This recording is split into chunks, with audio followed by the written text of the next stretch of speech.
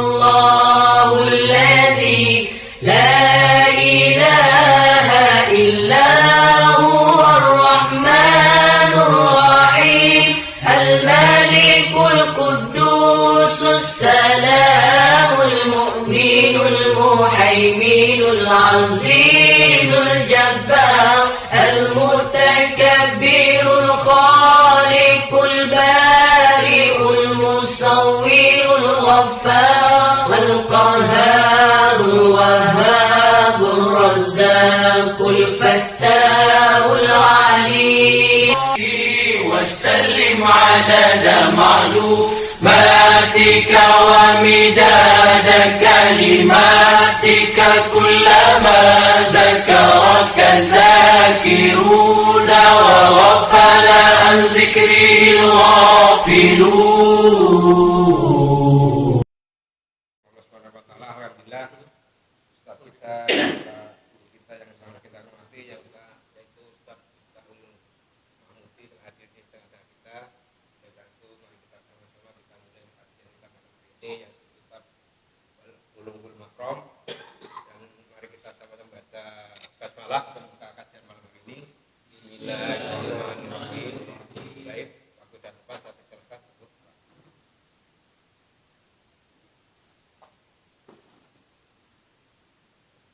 Assalamualaikum warahmatullahi wabarakatuh. Waalaikumsalam warahmatullahi wabarakatuh. Bismillah walhamdulillah. Assalatu wassalamu ala rasulillah Sayyidina wa habibina wa syafi'ina wa maulana Muhammad ibni Abdullah wa ala alihi wa ashabihi wa man tabi'ahu wa wala. La hawla wa la quwwata illa billah, amma ba'd. Hadratul mukarramin wal muhtaramin, saya hormati para muhtaram Bapak Haji Rauf, Bapak Tarno, dan bapak-bapak yang lain yang semoga kita semua pada kesempatan malam indah ini yang hadir duduk di majelis yang mulia ini senantiasa mendapatkan limpahan rahmat, taufik, hidayah, inayah dari Allah Subhanahu wa taala. Alhamdulillah Allah takdirkan kita hadir dan duduk di majelis yang mulia ini. Semoga ini adalah awal pertemuan, perjumpaan dan kumpul kita semua di surganya Allah Subhanahu wa taala. Di kesempatan yang mulia ini kita akan lanjutkan kajian kitab Bulughul Maram min Adillatil Ahkam. Satu kitab yang ditulis oleh seorang ulama besar yaitu Imam Ahmad Ibnu Ali Ibnu Hajar Al-Asqalani, yang mana kita masih membahas tentang sholat tatawwu atau sholat sunnah.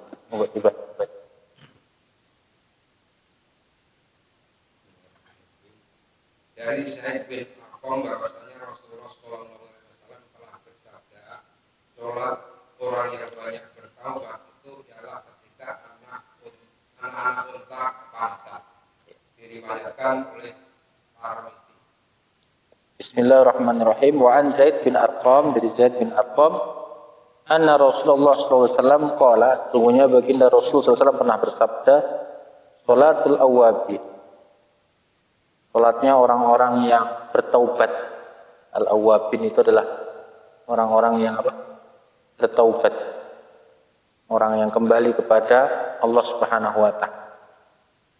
Nah, sholatul awwabin ini adalah nama lain daripada sholat duha.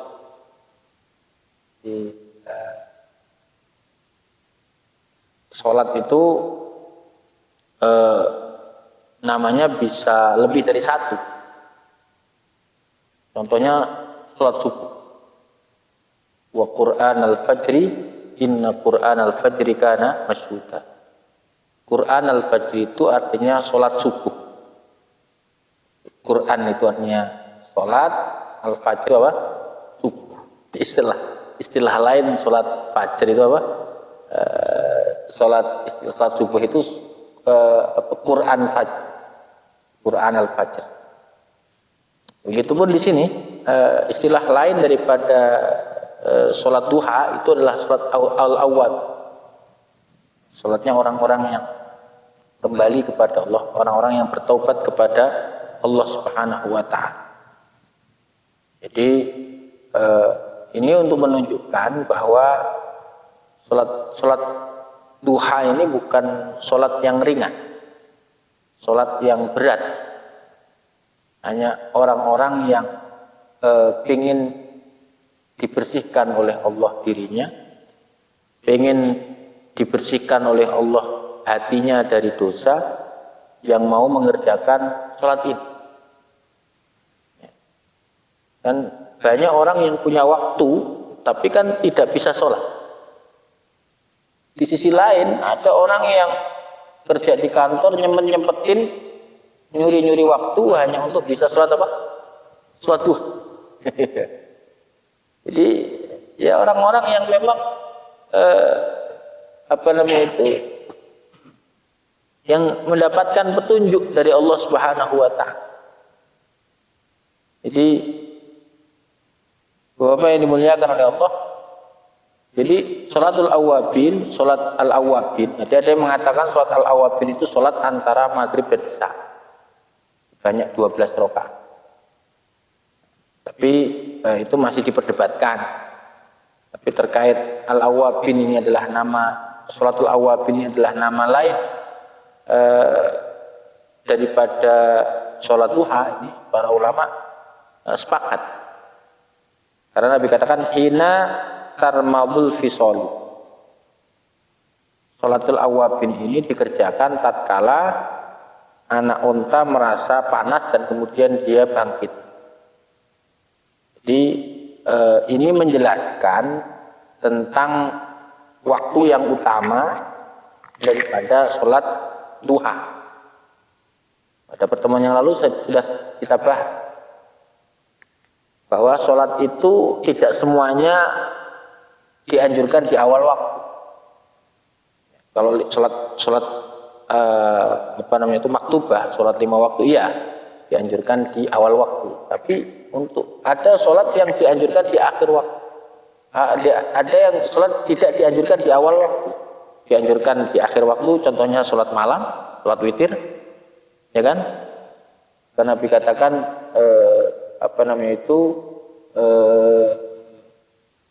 ij'alu akhir sholatikum witron. Jadikan akhir sholat kalian penutupnya adalah apa?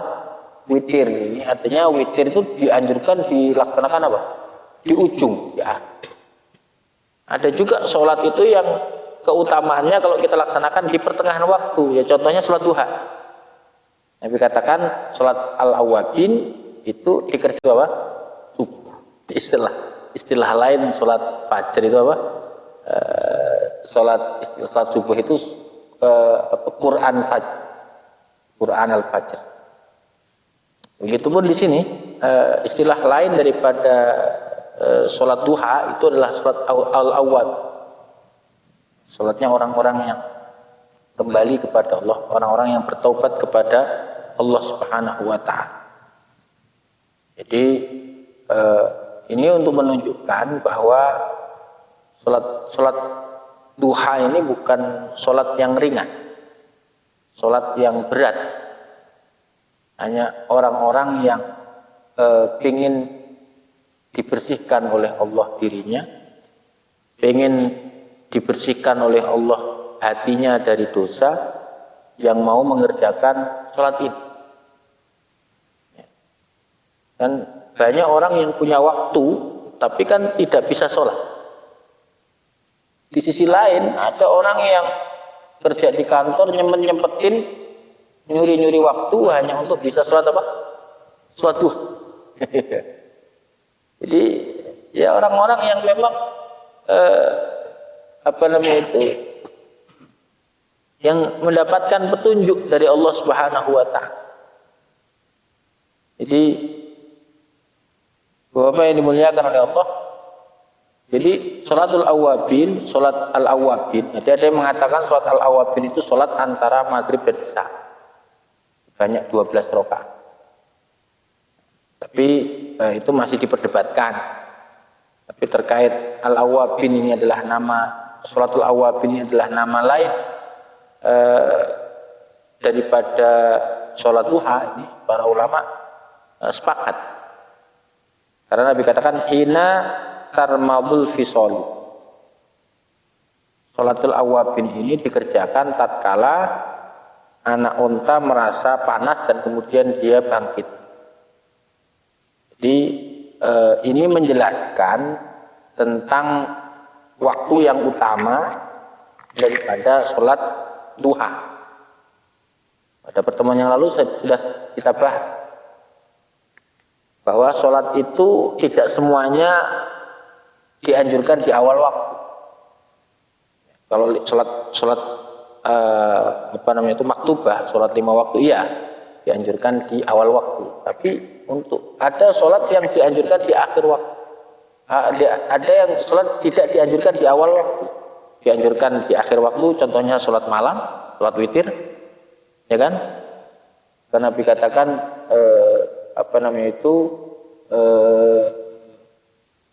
ij'alu akhir sholatikum witron. Jadikan akhir sholat kalian penutupnya adalah apa? Witir. Ini artinya witir itu dianjurkan dilaksanakan apa? Di ujung. Ya. Ada juga sholat itu yang keutamaannya kalau kita laksanakan di pertengahan waktu. Ya contohnya sholat duha. Nabi katakan sholat al-awwabin itu dikerjakan paling utama ketika anak unta bangkit dari menderumnya. Jadi anak unta itu kan duduk gitu kan, tidur gitu kan. Ya, habis subuh masih tidur aja. Jam 7 masih tidur aja. Jam 8 masih tidur. Tapi ketika matahari sudah makin terik, ya kan, jam 9 bangun lah. Jadi kapan waktu utamanya sholat duha? Ya saat anak unta itu bangkit dari apa?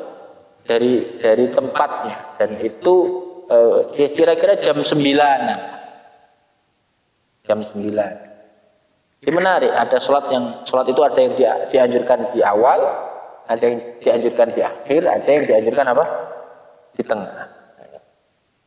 Makanya ketika ditanya Rasulullah, ayul amal afdol, apakah amal yang utama? Nabi menjawab as-sholatu ala waqtiha. Sholat yang dikerjakan pada waktunya, di awal waktu, dan ini merujuk kepada sholat 5 waktu. Tidak semua sholat, karena ada sholat-sholat yang dianjurkan di akhir dan dianjurkan di pertengahan, seperti itu. Jelas ya. Jadi memahami agama ya seperti itu. Kita nggak bisa memahami agama itu secara parsial, secara parsial.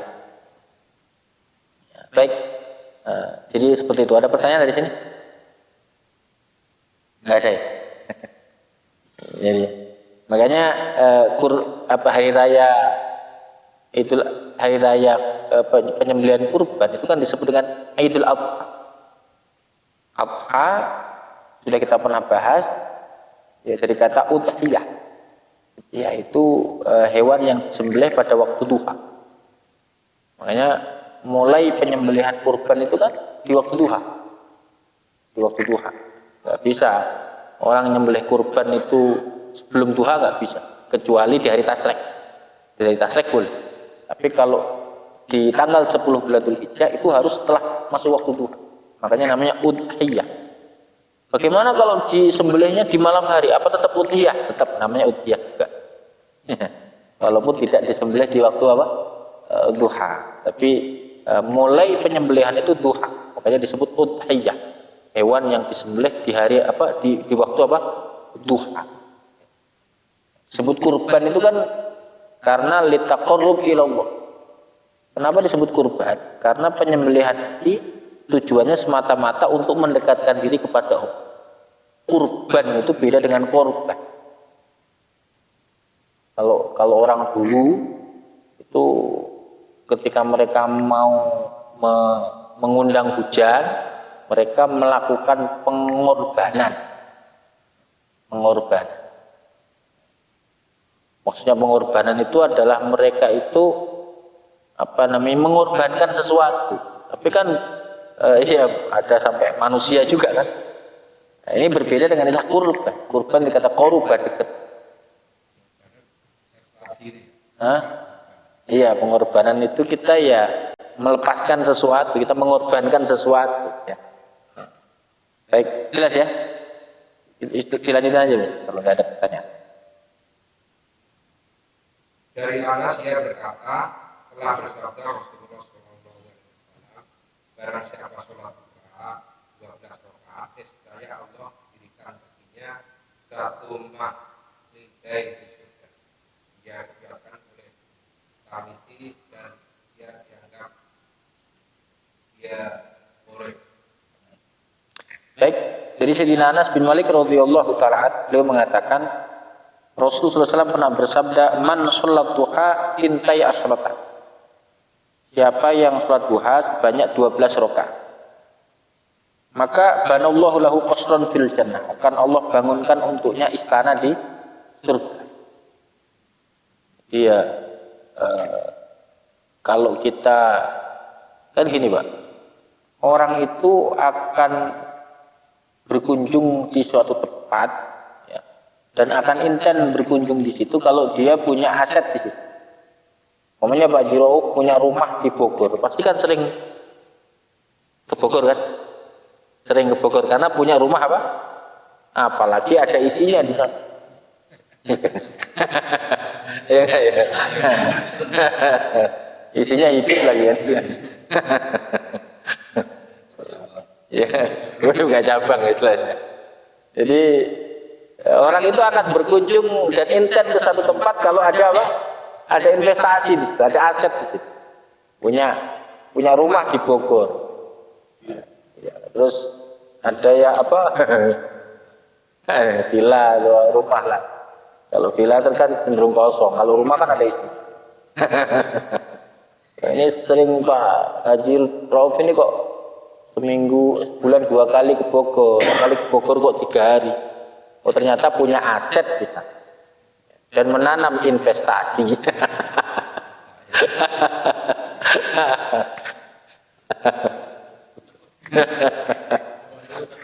Iya.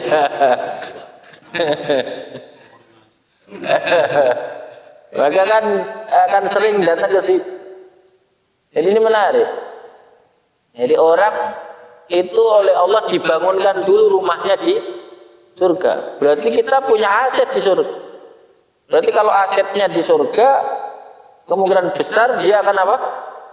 Masuk surga. Orang dia udah punya aset di sana. Bayangkan kita ini melakukan banyak ibadah dan banyak riwayat yang mengatakan dibangunkan istana, dibangunkan rumah, ya kan? Dibikinkan kapling, ya kan? Kalau rumahnya banyak, lama-lama jadi perumahan.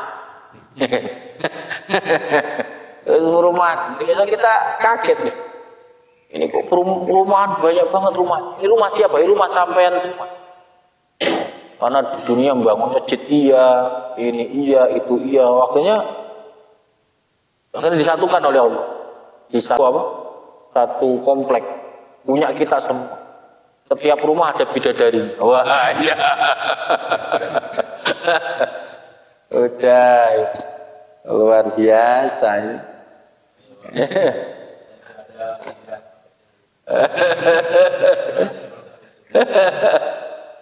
Baik. Rawahu At-Tirmidzi wastaghraba. Hadis ini diriwayatkan oleh Al-Imam At-Tirmidzi dan dikatakan bahwa hadis ini gharib. Gharib itu hadis yang langka. Ada yang mengatakan bahwa hadis langka itu masuk kategori gharib. Makanya terkait sholat duha ada setidaknya 4 pendapat. Pendapat pertama mengatakan bahwa sholat duha itu hukumnya sunnah. Dan ini mayoritas ulama, khususnya madzhabul arba'ah, Hanafi, Maliki, Syafi'i, Hambali mengatakan bahwa sholat duha itu apa? Sunnah. Tapi ada pendapat yang kedua yang mengatakan bahwa sunnahnya kalau kita pulang dari bepergian. Karena ada riwayat kata Siti Aisyah, Nabi itu kalau pulang dari bepergian beliau sholat apa? Duha. Ada pendapat yang ketiga mengatakan bahwa sholat duha itu tidak sunnah. Kalau dilakukan setiap hari nggak sunnah. Karena merujuk kepada Nabi melakukan begitu. Ada riwayat Nabi itu tidak selalu sholat duha, kadang-kadang. Bahkan ada yang mengatakan bahwa seluruh riwayat tentang duha ya, itu tidak sahih. Sehingga ada pendapat yang mengatakan bahwa sholat duha itu enggak ada.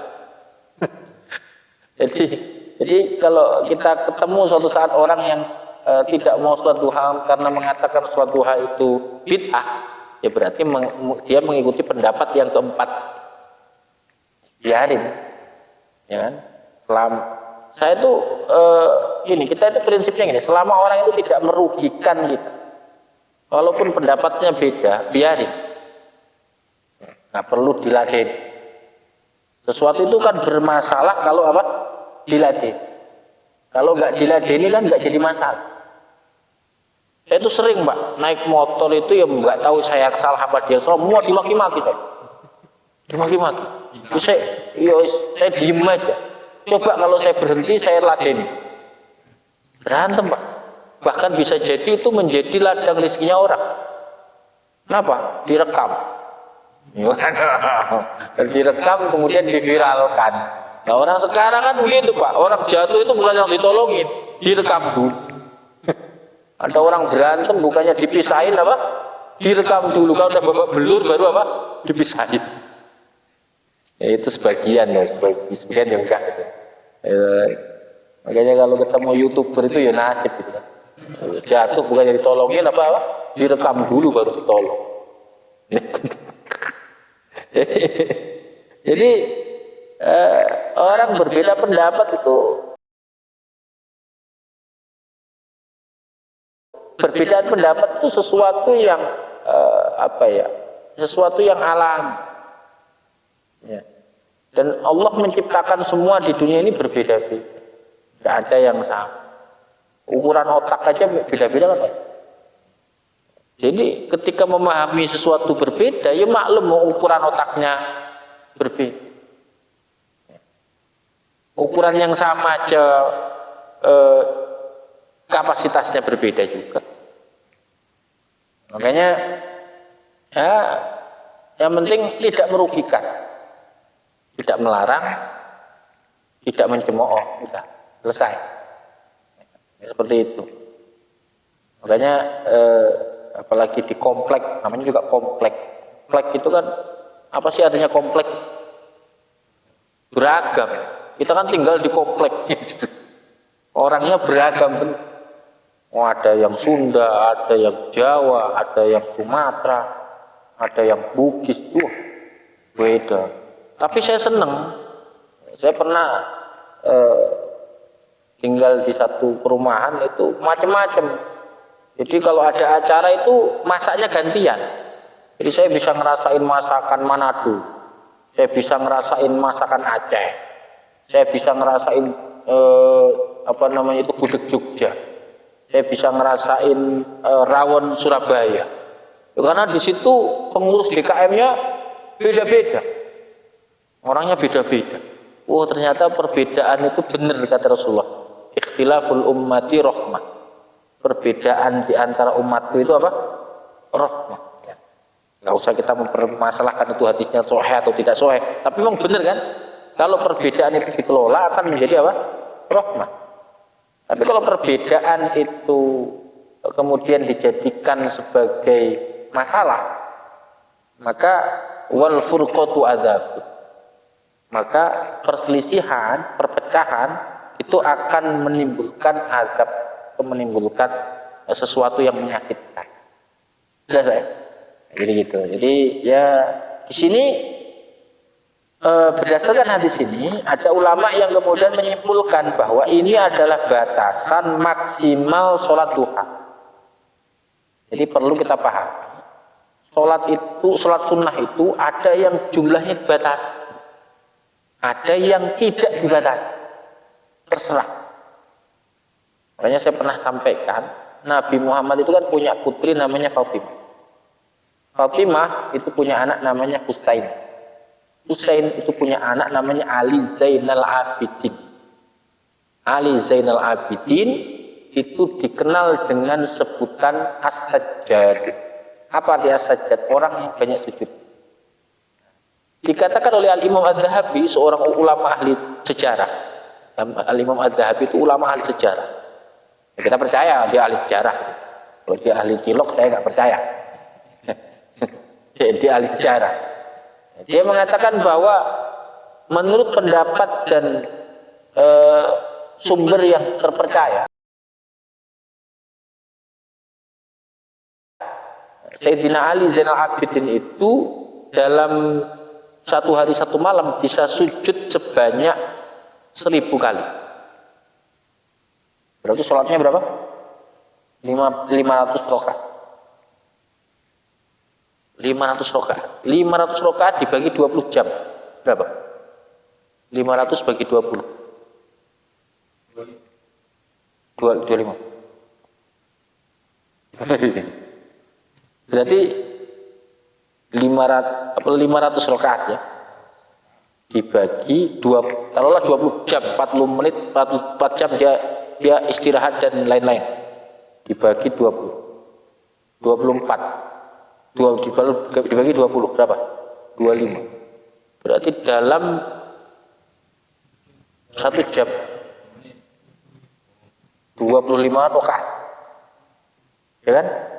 Dalam 1 jam dia sholat 25 rakaat. Ya kan? Berarti taruhlah 20 jam.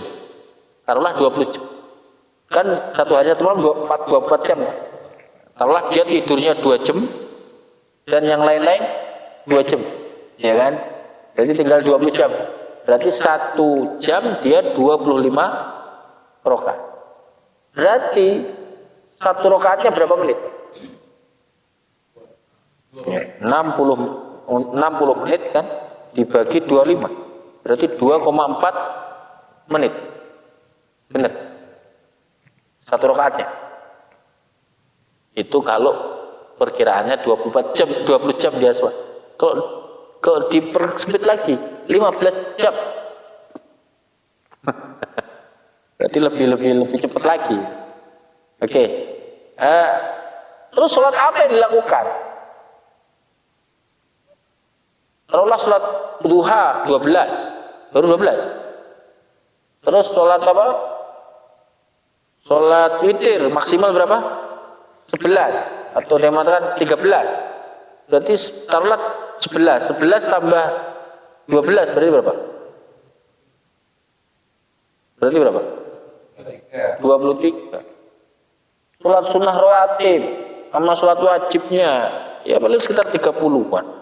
Ditambah berapa? Baru 70-an, belum 500. Terus sisanya gimana? Terus maka ada sholat yang memang tidak dibatasi jumlahnya. Sholat apa? Sholat mutlak. Sholat sunnah mutlak. Jadi kalau sholat wajib kan niatnya usolli fardhu asri arba rakaatin kan gitu kan. Kalau sholat fardhu lillahi ta'ala ditambahin. Kalau sholat sunnah qobliyah atau sholat duha usolli sunnat duha rakaatain. Kalau sholat mutlak usolli sunnatan rakaatain. Udah gitu aja. Saya niat sholat 2 rakaat. Gitu aja udah. Niatnya gitu aja. Sholat sunnah mutlak itu adalah sholat sunnah yang dikerjakan tidak di waktu haram. Waktu haram itu ya ketika istiwa, ya. Ketika menjelang kemudian apa? Menjelang matahari terbenam, kemudian ketika matahari terbit sampai naik 1 tombak. Termasuk sholat tahajud itu sholat yang tidak ada apa? Batasan. Nah, gitu. Nah, sampai waktu subuh tiba. Nah, jelas ya. Ya bisa jadi sholatnya di situ beliau. Ya, 500 rakaat itu ya itu adalah kumpulan atau apa namanya itu daripada sholat wajib dan sholat apa? Sunnah. Nah, jadi sholat sunnah itu ada 2 jenis. Ada yang dibatasi jumlahnya, ada yang apa?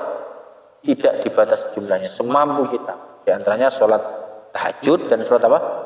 Sholat sunnah mutlak. Ya, dan sholat duha ini adalah sholat sunnah yang dibatasi jumlahnya maksimal 12. Jadi kalau kita sudah berada pada angka 14 masih sholat juga, maka kita tidak dapat pahala, sia-sia.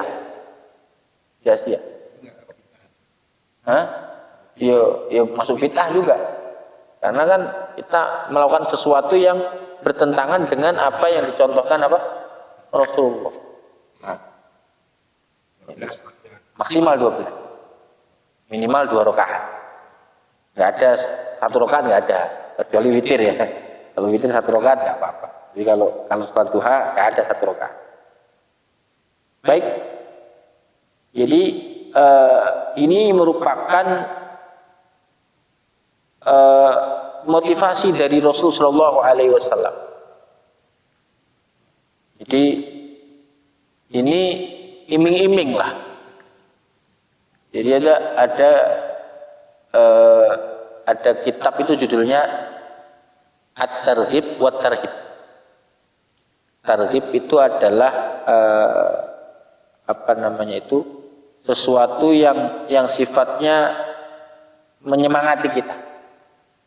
Kalau tarhib itu kan artinya sesuatu yang mengancam kita. Jadi ini bagian daripada hadis tarhib, supaya orang itu harapannya besar. Jadi ya Allah itu kan menciptakan nafsu untuk kita kan. Nafsu, inna nafsa la ammaratum bisu. Sesungguhnya nafsu itu selalu menyuruh, ya. Mayoritas nafsu itu yang disuruh itu adalah keburukan.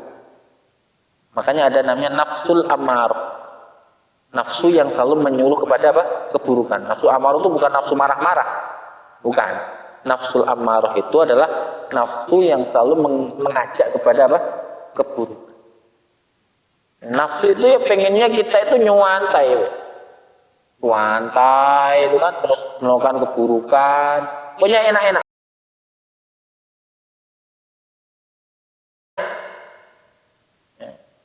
Makanya Nabi sampaikan ini supaya kita ini ada alasan untuk melawan nafsu tadi. Kalau nggak ada alasan memang berat melawan nafsu, ya kan? Nggak berat, nggak ada yang untuk apa ya? Menyemangati. Maka disemangati oleh Nabi, siapa yang sholat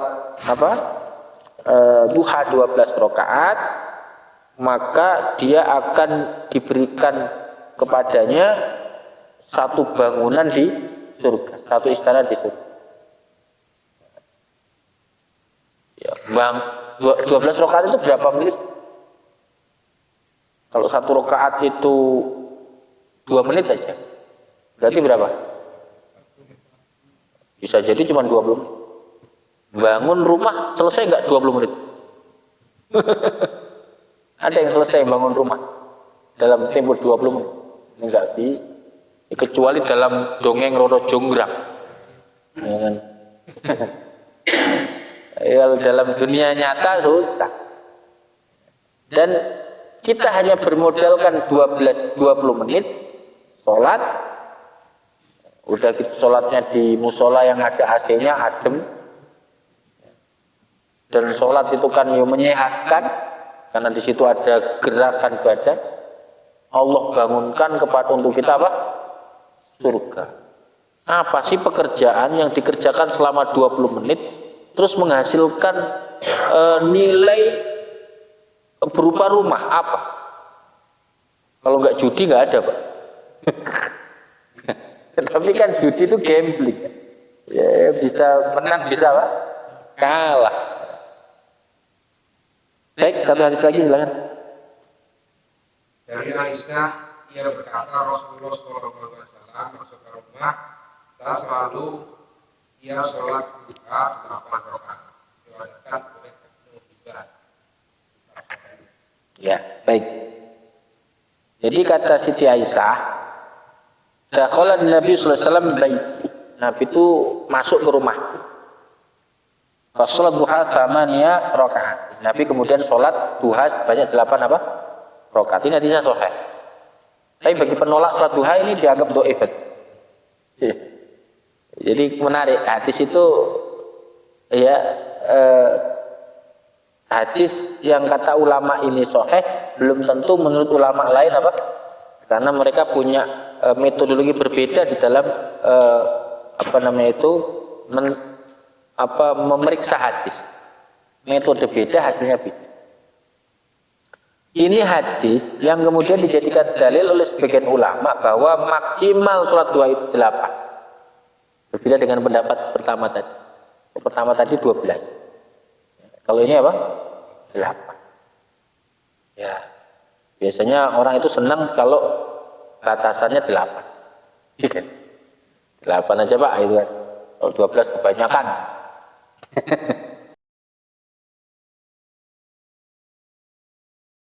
Baik, di sini Siti Aisyah mengabarkan Rasulullah itu sholat duha di rumahnya dan Nabi itu kalau sholat sunnah itu selalu di rumah. Bahkan Rasulullah itu menyuruh para sahabat agar mereka sholat sunnah itu di rumah. Bahkan dalam satu riwayat disebutkan setelah selesai sholat maghrib para sahabat itu hendak sholat ba'diyah maghrib. Kemudian oleh Nabi Muhammad langsung ditegur, jangan sholat di rumah. Itu sholat sunnah, sholat qobliyah ba'diyah. Itu sebaiknya dilaksanakan di rumah. Jadi pernah dalam riwayat dan ini dijelaskan oleh Al-Imam Abu Dawud. Hadis riwayat Imam Abu Dawud.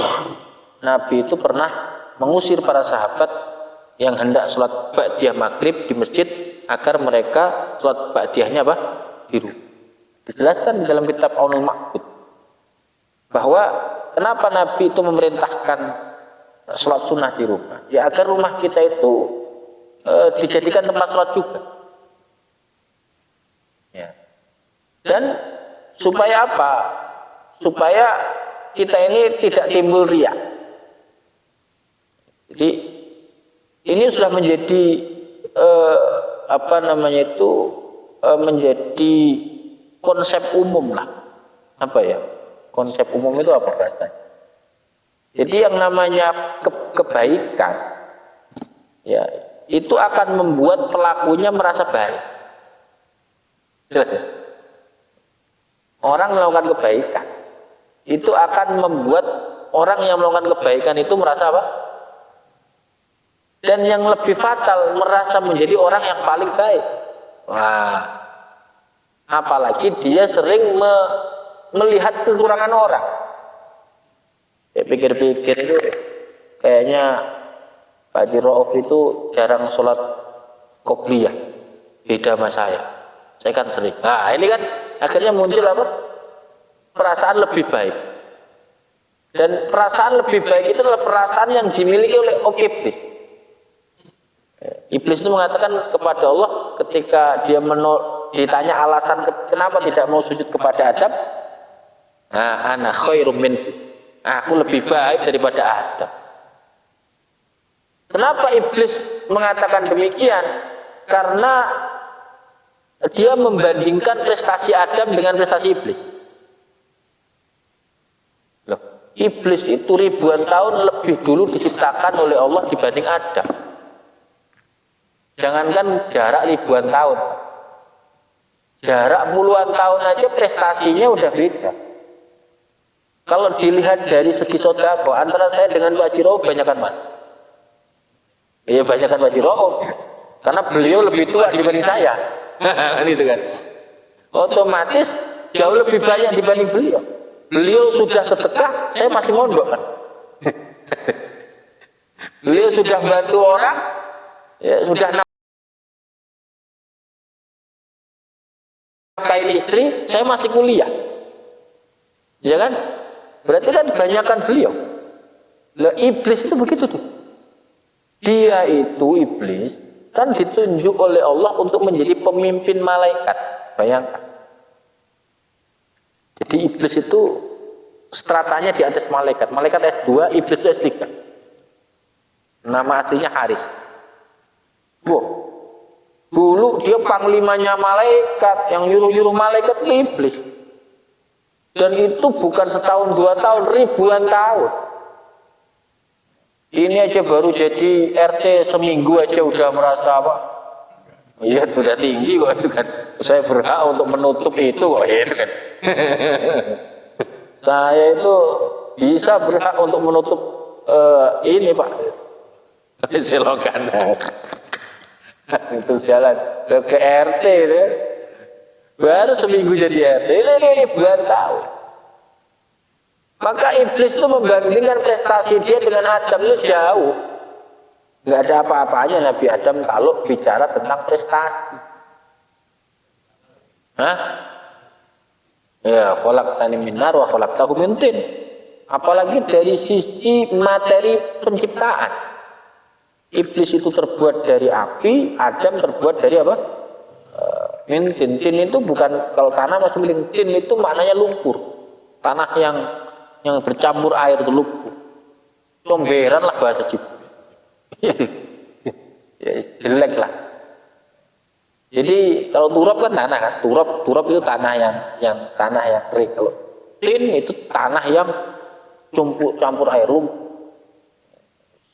Kalau kita lihat ada apa namanya itu, ada tanah yang diinjek-injek sapi itu lama-lama jadi lumpur ya, lumpur seperti itu. Jadi apa yang dimuliakan oleh Allah, jadi merasa paling baik itulah sifat iblis.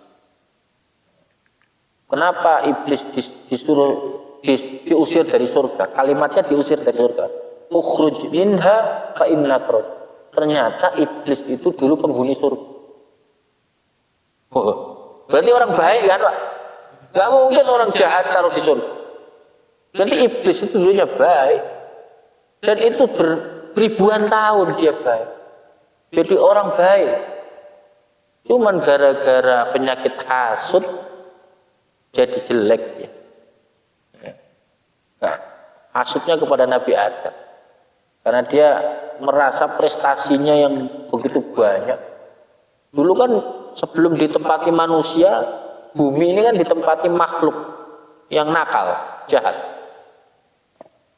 Dan Allah memerintahkan iblis, waktu itu namanya Azazil atau Haris, untuk memimpin pasukan malaikat untuk melenyapkan makhluk yang ada di bumi. Walaupun Allah bisa menyelamatkan sendiri, tapi Allah utus apa? Iblis. Wah, prestasinya banyak banget. Nah, makanya Rasulullah itu kenapa menyuruh para sahabat sholat di rumahnya masing-masing, supaya sholat mereka tidak diketahui orang. Makanya konsepnya ibadah sunnah itu makin disembunyikan, makin tidak diketahui orang. Ya, makin kita tidak terlihat sebagai orang yang melakukan kebaikan yang sunnah tadi, maka makin besar pahala. Tapi makin kelihatan, makin kecil pahala. Kecuali ibadah sunnah yang dianjurkan berjamaah, lain cerita. Kalau sholat ba'diyah qobliyah kan tidak digunakan berjamaah. Jadi bapak-bapak yang dimuliakan Allah Subhanahu wa taala, jadi Nabi itu mencontohkan sholat sunnah di rumah. Makanya Rasulullah itu rumahnya mepet masjid itu.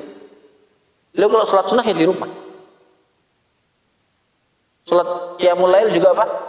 Kecuali ketika beliau i'tikaf di 10 hari terakhir Ramadan, baru beliau di masjid. Itu pun oleh Nabi Muhammad dipasangin kelambu atau dibikin khimah atau kemah atau apa namanya itu, ya pembatas, sehingga para sahabat tidak mengetahui ya Nabi itu ngelakuin apa di dalam ruangan itu. Pernah suatu saat, dan itu hanya 3 kali dalam 1 bulan Ramadan, Nabi keluar dari kemah itu, beliau sholat di luar, diikuti oleh para sahabat. Tapi besoknya nggak keluar lagi, terus keluar lagi, diikuti para sahabat, terus masuk lagi, besoknya nggak sholat lagi, terus nggak keluar aja di dalam situ terus. Itu aja jelas ya. Nah, jadi ini adalah dalil bahwa ibadah yang sunnah itu konsepnya adalah dianjurkan dilakukan sesir mungkin. Sir itu artinya serahasia mungkin. Makanya Kata Imam Ibnu Athaillah, fin wujudaka fi ardil qubur. Ya, artinya bikinlah dirimu itu, ya, kau framing dirimu itu menjadi orang yang dianggap oleh orang itu tidak banyak melakukan kebaikan. Supaya apa? Ya supaya kita ini tidak ada riya, ya, tidak ada takabur. Penyakit amal, ya, sesuatu yang bisa membatalkan pahala amal itu apa? Riya, pamer atau sombong. Kira-kira gitu. Ada pertanyaan? Silakan.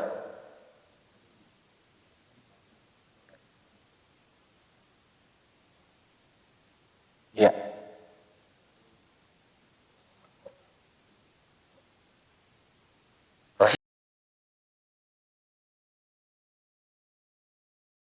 Ya. Ya. Hadisnya itu menyebutkan 12 rakaat. Yang 8 rakaat tidak disebutkan. Ya, mungkin baru angkanya. Ya, belum finish belum. Ya, belum finish. Artinya dibangunkan tapi belum finish. belum di keramik mungkin. Iya. Ya artinya gini. Makanya orang itu kan harus punya alasan dalam melakukan kebaikan. Makanya tadi tuh Nabi kan memberikan stimulan berupa, ini kan stimulan. Siapa yang sholat duha 12 rakaat nanti dibangunkan oleh Allah qasron fil jannah, istana ini kan stimulan. Artinya rangsangan supaya kita ini bersemangat. Makanya dibalik itu semua orang itu kan harus punya alasan, punya prinsip. Orang kalau udah punya prinsip, ya dia akan berpegang teguh dengan prinsip. Ada seorang sahabat Nabi itu kan bilang ke Rasulullah, ya Rasulullah, mintakan kepada Allah supaya aku itu bisa menemanimu di surga.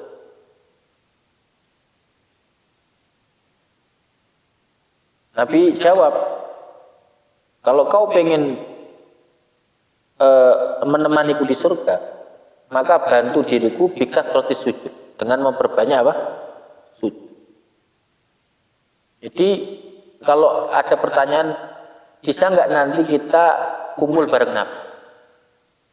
Pertanyaan ini, maka jawabannya bisa. Caranya bagaimana? Bikas roti sujud dengan memperbanyak apa? Sujud. Supaya kita banyak sujud. Caranya bagaimana? Ya banyakin sholat. Hanya dengan sholat kita akan banyak apa? Sujud. Walaupun ada sujud tanpa sholat, sujud tilawah contohnya, sujud syukur umpamanya. Tapi kan kita jarang banget sujud syukur. Nabi itu kalau beliau mendapatkan nikmat atau terhindar dari satu musibah, beliau akan sujud. Satu kali namanya sujud apa? Syukur. Dan Nabi itu sering banget sujud. Makanya orang harus punya prinsip itu. Prinsip di mana saya harus bareng Nabi di akhir. Dan karena prinsip itulah saya harus banyak apa? Sholat dan banyak. Ada orang nggak mau merokok. Tanya, dia bilang coba orang itu kalau tidak merokok, dia ngeritik orang yang apa? Nggak merokok. Satu bungkus rokok itu berapa harganya, Pak?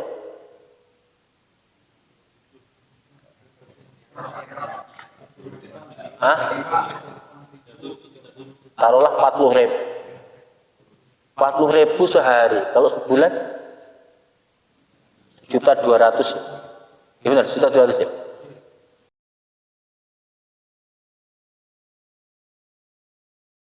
Hah? 1.200.000. Kalau setahun berapa itu? Ya 14 juta kali ya. Ya itu 1 bulan. 1 tahun 15 juta lah kira-kira. Coba kalau itu 5 tahun. Nah, 70 udah bisa dapat hadiah bekas. Terus sama temennya ditanya, Bapak sudah lama nggak ngerokok? Sudah, berapa? 10 tahun ada. Sudah punya hadiah belum? Jadi bukan masalah rokok bisa beli. Kadang-kadang coba Anda nggak ngerokok, terus duitnya ditabungkan, bisa umroh. Terus ditanya, Bapak udah lama nggak ngerokok? Udah dari nggak pernah ngerokok saya. Udah umroh belum lah? Saya ngerokok udah bolak-balik umroh.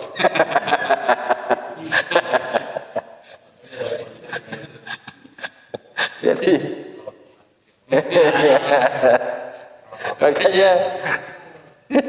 makanya ada orang yang punya prinsip itu, saya pokoknya harus bisa beli mobil, bisa berangkat umroh, akhirnya nggak ngerokok demi bisa apa? Temennya ngajak ngerokok, ya kalau dikasih mau, tapi kalau suruh beli nggak mau. Ini repot ini. Jadi masalahnya ternyata masalahnya karena beli.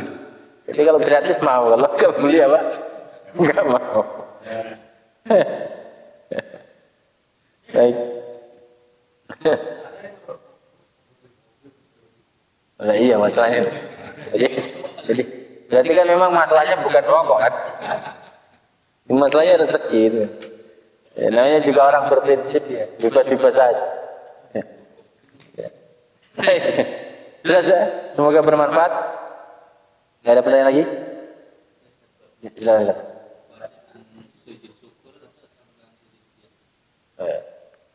Jadi ya sama. Subhanarabbiyal a'la.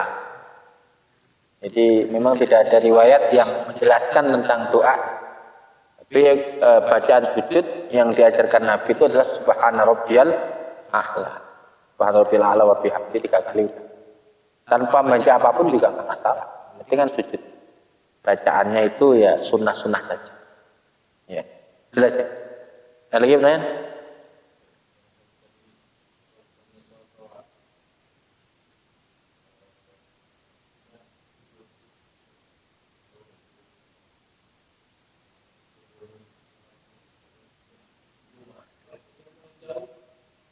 Ya, itu kan afdolnya. Afdolnya itu di rumah. Tapi ada kata dikerjakan di masjid juga apa-apa, karena para sahabat itu kan ada yang memang nggak punya rumah, tinggalnya di masjid. Contohnya Ashabus Suffah, seperti Abu Hurairah, Anas bin Malik, mereka nggak punya rumah, rumahnya di masjid, tinggalnya di masjid. Ada 70 sahabat yang mana rumahnya sangat jauh sekali dari Madinah, sangat dari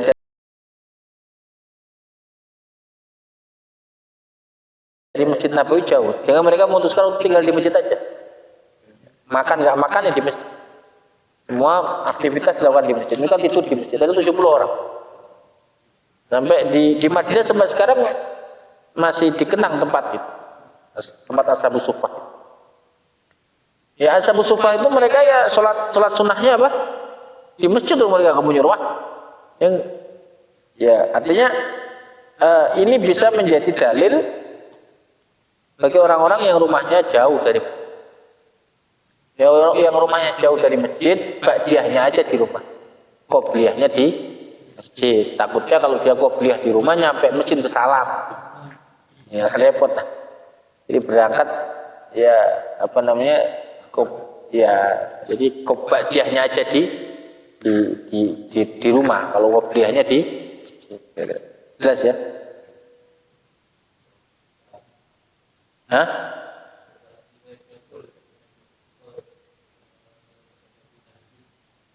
Oh ya, Ashabus Suffah.